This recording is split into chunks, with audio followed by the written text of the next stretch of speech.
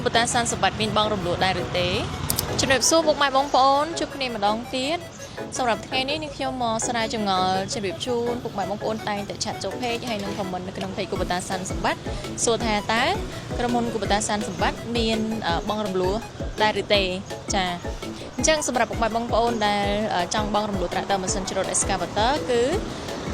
ក្រុមហ៊ុនគូបតាសានសម្បត្តិមានបងរំលោះគ្រប់សាខាបច្ចុប្បន្នសាខា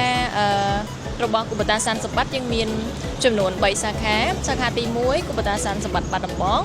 សាខាទី2ក៏គូបតាសានសម្បត្តិខេត្តបៃលិនហើយនិងសាខាទី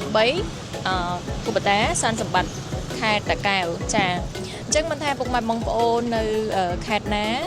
ពុកម៉ែបងប្អូនអាចបងរំលោះពីហាងគូបតាសានសម្បត្តិទាំង3សាខាផងដែរចា